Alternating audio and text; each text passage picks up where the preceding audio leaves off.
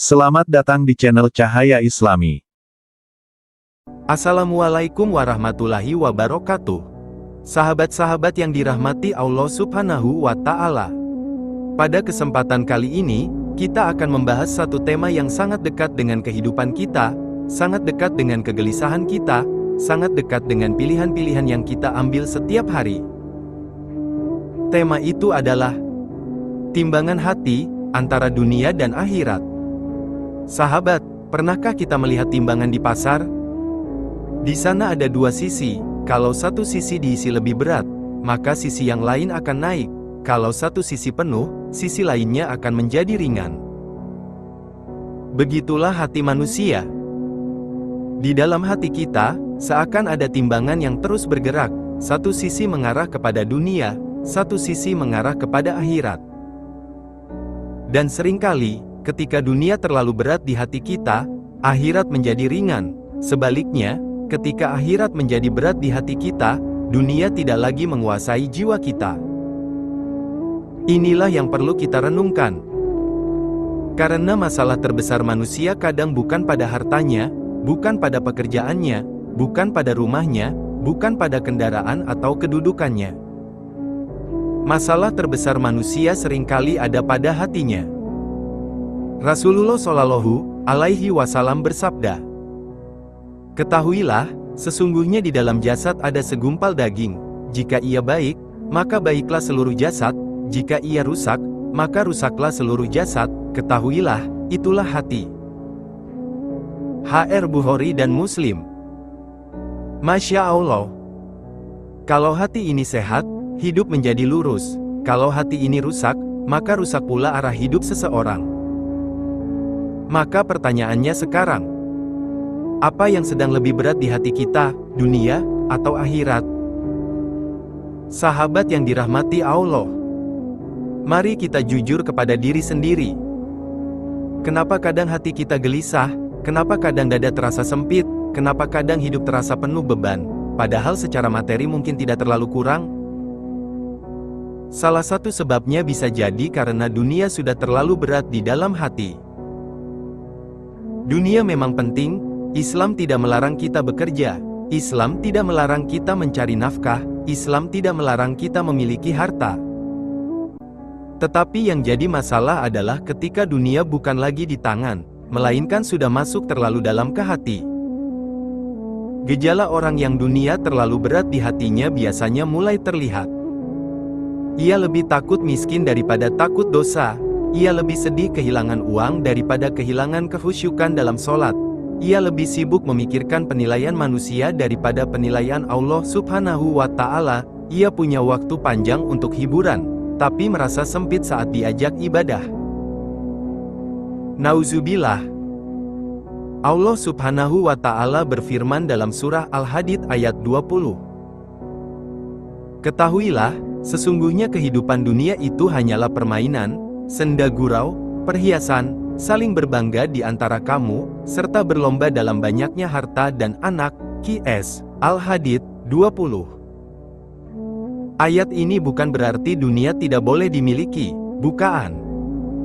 Tetapi Allah Subhanahu wa Ta'ala sedang mengingatkan kita bahwa dunia itu sementara, dunia itu memikat, dunia itu bisa membuat orang lalai, dunia itu bisa membuat orang lupa arah pulang. Dan salah satu contoh paling jelas adalah Qarun. Qarun diberi harta yang sangat banyak, sampai-sampai kunci-kunci gudang hartanya saja sangat berat dipikul oleh orang-orang yang kuat. Namun ketika dunia menjadi berat di hatinya, ia menjadi sombong. Ia merasa semua keberhasilannya berasal dari dirinya sendiri. Ia lupa bahwa semua itu adalah titipan dari Allah Subhanahu wa Ta'ala. Lalu apa yang terjadi? Allah Subhanahu wa Ta'ala tenggelamkan Qarun bersama hartanya ke dalam bumi. Harta yang ia banggakan tidak bisa menyelamatkannya. Kekayaan yang ia kumpulkan tidak bisa menolongnya. Karena ketika dunia terlalu berat di hati, akhirat menjadi ringan, lalu manusia pun mudah jatuh. Nauzubillahi min zalik. Sahabat, sekarang mari kita lihat kebalikannya. Bagaimana keadaan orang yang akhiratnya berat di hati? Apakah berarti ia harus miskin? Apakah berarti ia tidak boleh sukses? apakah berarti ia tidak boleh punya usaha, rumah, kendaraan, atau harta? Tidak, Islam tidak pernah mengajarkan kemuliaan itu identik dengan kemiskinan. Yang diajarkan Islam adalah, jangan biarkan dunia menguasai hati. Lihat Nabi Sulaiman alaihi salam. Beliau diberi kerajaan yang luar biasa, angin ditundukkan untuknya, jin bekerja untuknya, kekuasaannya sangat besar, kekayaannya sangat luas.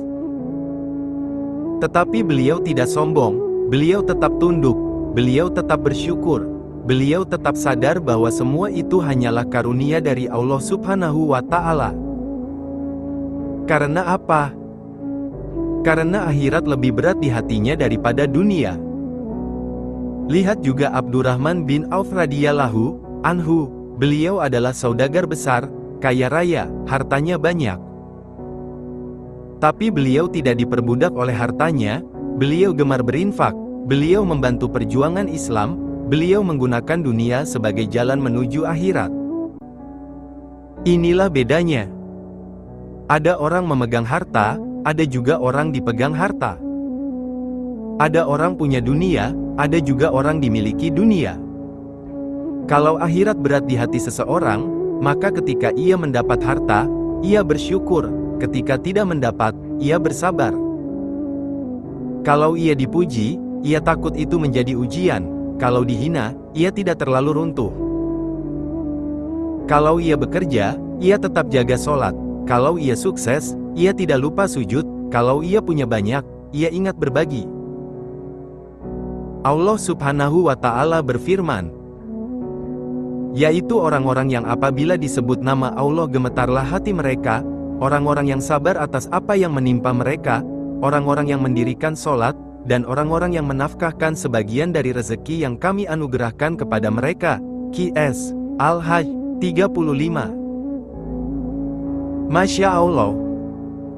Ayat ini menjelaskan ciri hati yang hidup, ciri hati yang sehat, ciri hati yang akhiratnya lebih berat. Bukan berarti mereka tidak hidup di dunia, mereka tetap hidup di dunia, tetap bekerja, tetap berusaha, tetap makan, minum, berdagang, membangun keluarga. Tapi hati mereka tidak tinggal di dunia, hati mereka tertaut kepada Allah Subhanahu wa Ta'ala. Sahabat yang dimuliakan Allah. Lalu muncul pertanyaan, bagaimana caranya agar timbangan hati ini tetap benar? Bagaimana caranya agar kita hidup di dunia, tapi tidak tenggelam di dalamnya? Bagaimana caranya agar kita tetap mencari nafkah, tapi tetap selamat menuju akhirat? Ada beberapa pelajaran penting. Pertama, kejar dunia seperlunya, kejar akhirat sesungguhnya. Kita memang butuh makan, kita butuh nafkah, kita butuh usaha, kita butuh bekerja. Tetapi jangan sampai seluruh isi hidup hanya berputar pada uang, jangan sampai kita pandai mengatur target dunia, tapi tidak punya target akhirat.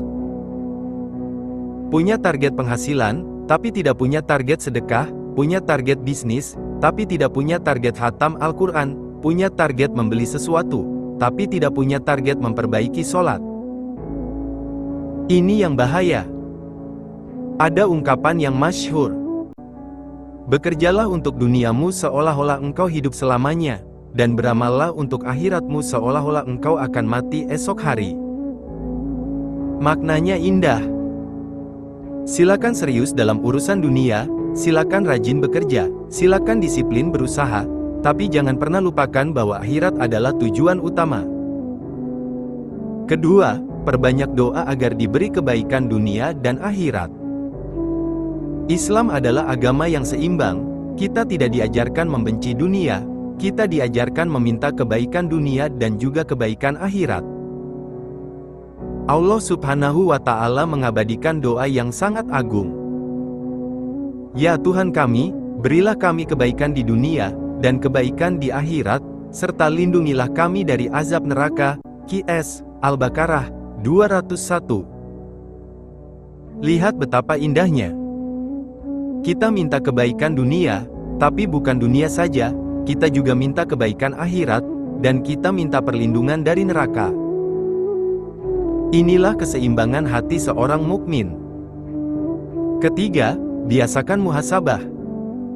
Coba setiap malam kita duduk sebentar, matikan keramaian, diam sejenak, lalu tanya kepada diri sendiri. Hari ini aku lebih banyak memikirkan apa? Aku lebih sibuk mengejar apa? Aku lebih takut kehilangan apa? Apakah aku lebih takut kehilangan uang daripada kehilangan iman? Apakah aku lebih resah kalau dagangan sepi daripada kalau hati jauh dari Allah?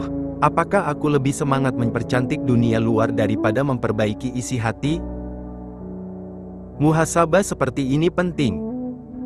Karena banyak orang terlihat baik di luar, tapi hatinya diam-diam condong total kepada dunia. Abdullah bin Umar radhiyallahu anhuma berkata, "Hisaplah dirimu sebelum kamu dihisap, dan timbanglah amalmu sebelum amalmu ditimbang."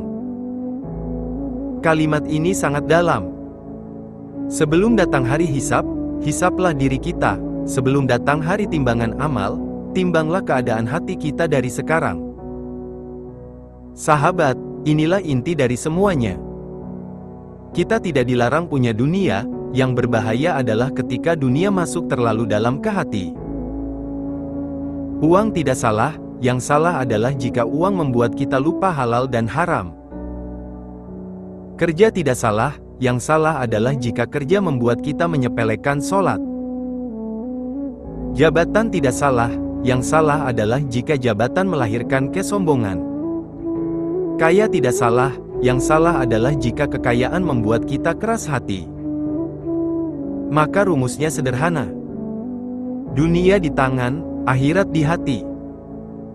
Kalau dunia ada di tangan, kita mudah menggunakannya untuk kebaikan, kita mudah bersedekah, kita mudah membantu orang, kita mudah melepas jika Allah mengambilnya. Tetapi kalau dunia sudah masuk ke hati, kita akan sulit ikhlas, sulit bersyukur, sulit sabar, sulit taat. Dan itu sangat berbahaya. Sahabat yang dirahmati Allah Subhanahu wa Ta'ala, maut tidak pernah menunggu kita siap, kubur tidak pernah bertanya kita kaya atau miskin, dan kematian tidak peduli apakah target dunia kita sudah selesai atau belum. Semua akan kembali kepada Allah Subhanahu wa Ta'ala. Dan pada hari itu, timbangan yang sesungguhnya akan ditegakkan. Allah Subhanahu wa Ta'ala berfirman, "Maka barang siapa berat timbangan kebaikannya, mereka itulah orang-orang yang beruntung, dan barang siapa ringan timbangan kebaikannya, maka mereka itulah orang-orang yang merugikan dirinya sendiri." Qs. Al-Mu'minun, 102-103. Karena itu, sebelum hari itu datang, mari kita bertanya kepada hati kita masing-masing. Apa yang paling berat di dalam diriku saat ini? Dunia, atau akhirat? Kalau dunia terasa terlalu berat, maka ringankan dengan sedekah, ringankan dengan taubat, ringankan dengan zikir, ringankan dengan mengingat mati. Kalau akhirat mulai ringan, maka segera perbaiki sholat, perbaiki bacaan Al-Quran, perbaiki lisan, perbaiki niat, perbanyak amal diam-diam yang hanya diketahui Allah Subhanahu wa Ta'ala. Sahabat, jadikan akhirat berat di hati, maka dunia akan terasa ringan di tangan. Tetapi kalau dunia sudah terlalu berat di hati, maka akhirat bisa perlahan hilang dari pandangan. Nauzubillah min zalik. Mari kita benahi hati kita mulai hari ini, mulai sekarang, sebelum terlambat, sebelum waktu habis, sebelum yang tersisa hanyalah penyesalan. Baik sahabat, kita akhiri kajian ini sampai di sini. Ingat, kebenaran sejati hanya milik Allah Subhanahu wa Ta'ala, kita manusia hanya berusaha memahami. Wassalamualaikum warahmatullahi wabarakatuh.